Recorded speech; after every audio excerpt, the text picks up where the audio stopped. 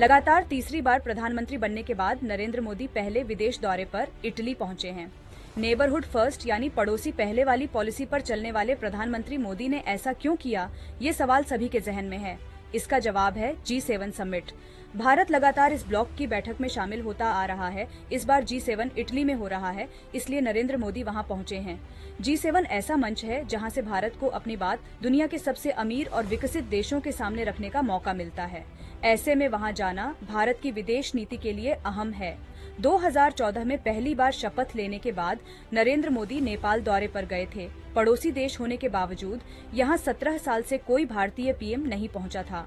नरेंद्र मोदी पिछले 10 सालों में नेपाल 5 बार, भूटान और श्रीलंका 3 बार, बांग्लादेश, म्यांमार, मालदीव और अफगानिस्तान 2 बार गए हैं। इसके साथ ही उन्होंने 1 बार पाकिस्तान का भी दौरा किया।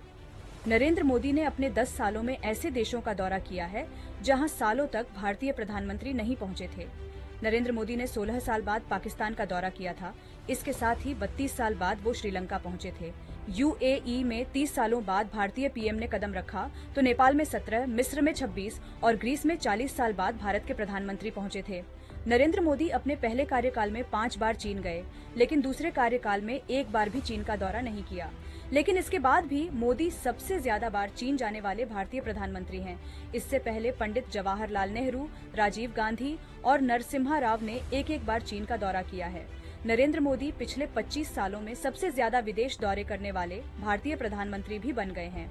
मोदी ने 2 कार्यकाल में 135 विदेश दौरे किए हैं। इनमें कुल 66 देश शामिल हैं।